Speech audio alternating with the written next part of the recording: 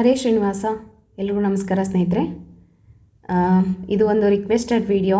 ಒಬ್ಬರು ಕೇಳಿದರು, Facebook friend, ಶಂಖಚಕ್ರವನ್ನು ಹಾಕೋದು ತೋರಿಸ್ಕೊಡಿ ಅಂತ ಹೇಳಿ.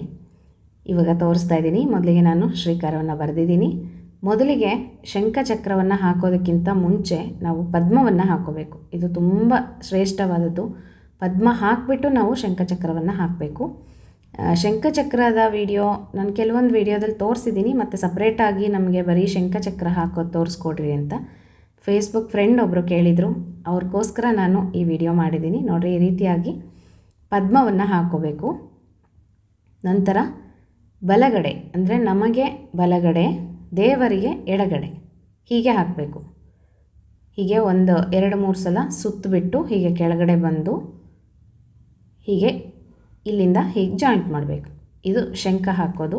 ಮೇಲ್ಗಡೆ ನೀವು ಯಾವ ಥರನಾದರೂ ಹಾಕೋಬೋದು. ನಾನು ಸುಮ್ಮನೆ ಈಗ ಸಿಂಪಲ್ಲಾಗಿ ತೋರಿಸ್ತಾ ಇದ್ದೀನಿ.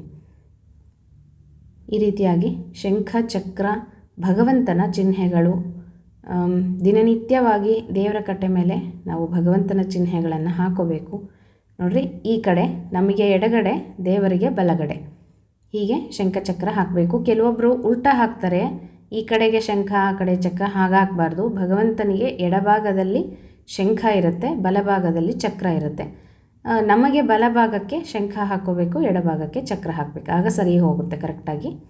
ಈಗ ಚಕ್ರ ಹಾಕ್ತಾ ಇದ್ದೀನಿ. ನೋಡಿರಿ, ದಿನನಿತ್ಯವಾಗಿ ಈ ರೀತಿಯಾಗಿ ನೀವು ತುಳಸಿ ಮುಂದೆ ಸಹ ಈ ರಂಗೋಲಿಯನ್ನು ಹಾಕೋಬೋದು. ತುಳಸಿ ಮುಂದೆ ದಿನನಿತ್ಯ ಹೀಗೆ ಶ್ರೀಕಾರವನ್ನು ಬರೆದು ಪದ್ಮ ಹಾಕಿಬಿಟ್ಟು ಶಂಖಚಕ್ರವನ್ನು ಹಾಕಿ ಸೂರ್ಯಚಂದ್ರರನ್ನು ಹಾಕಿರಿ. ನಮಗೆ ಹಗಲು ಮತ್ತು ಇರಳು ಆಗಲಿಕ್ಕೆ ದಿನನಿತ್ಯ ಸೂರ್ಯಚಂದ್ರರು ಇಲ್ಲ ಅಂದರೆ ನಮಗೆ ಸಾಧ್ಯ ಇಲ್ಲ. ಹಾಗಾಗಿ ಸೂರ್ಯಚಂದ್ರರು ನಮ್ಮ ಜೀವನದಲ್ಲಿ ತುಂಬ ಮುಖ್ಯ. ಹಾಗಾಗಿ ಅವ್ರನ್ನೂ ಸಹ ನಾವು ರಂಗೋಲಿಯಲ್ಲಿ ಹಾಕೋಬೇಕು. ದೇವರ ಕಟ್ಟೆ ಮೇಲೆ ಹಾಕ್ಬೋದು, ತುಳಸಿ ಮುಂದೆ ಸಹ ಹಾಕ್ಬೋದು. ಆಮೇಲೆ ಆಕಳ ಪಾದ ಅಥವಾ ಗೋಪಾದ ಅಂತ ಹೇಳ್ತೀವಿ. ಹೀಗೆ 4 ಗೋಪಾದಗಳನ್ನು ಹೀಗೆ ಹಾಕ್ಕೊಳ್ಳೋದು. ನಾನು ಪುಟ್ಟದಾಗಿ ಹಾಕಿ ತೋರಿಸ್ತಾ ಇದ್ದೀನಿ. ಕೆಲವೊಬ್ಬರಿಗೆ ಸ್ಥಳದ ಅಭಾವ ಇರುತ್ತೆ.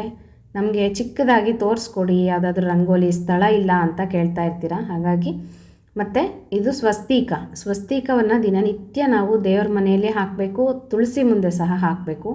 ಸ್ವಸ್ಥ ಕ್ಷೇಮವನ್ನು ಸೂಚಿಸ್ತಕ್ಕಂಥ ಸ್ವಸ್ತಿಕ. ಮನೆಯಿಂದ ಹೊರಗಡೆ ಹೋದವರು ಸ್ವಸ್ಥವಾಗಿ ಕ್ಷೇಮವಾಗಿ ಮನೆಗೆ ಹಿಂತಿರುಗಿ ಬರ್ತಾರೆ. ಹೊಸ್ತಿಲ ಮುಂದೆ ಸಹ ಸ್ವಸ್ತಿಕವನ್ನು ಹಾಕಬೇಕು. ದೇವರ ಕಟ್ಟೆ ಮೇಲೆ ಹಾಕಬೇಕು. ಹಾಗೆಯೇ ತುಳಸಿ ಮುಂದೆ ಸಹ ಹಾಕಬೇಕು. ಈ ಥರದ ರಂಗೋಲಿಯನ್ನು ಬಾಗಿಲ ಮುಂದೆ ಅಂದರೆ ಅಂಗಳದಲ್ಲಿ, ರೋಡ್ಗೆ ಹಾಕಲಿಕ್ಕೆ ಹೋಗಬೇಡ್ರಿ. ಇದೇನಿತ್ತು ಅಂದರೆ ದೇವರ ಮನೆಯಲ್ಲಿ ದೇವರ ಮುಂದೆ ಹಾಕ್ಕೊಳ್ಳಿಕ್ಕೆ ಮತ್ತು ತುಳಸಿ ಮುಂದೆ ಹಾಕಲಿಕ್ಕೆ ಅನುಕೂಲ ಅಷ್ಟೇ. ಕೆಲವೊಂದು ರಂಗೋಲಿಗಳನ್ನು ಬಾಗಿಲಿಗೆ ಹಾಕ್ಬೋದಾ ಅಂತ ಕೇಳ್ತೀರಾ. ಹಾಗೆ ರೋಡ್ ಹೊರಗಡೆ ಆ ಥರದ ರಂಗೋಲಿಗಳನ್ನು ಹಾಕಬಾರ್ದು.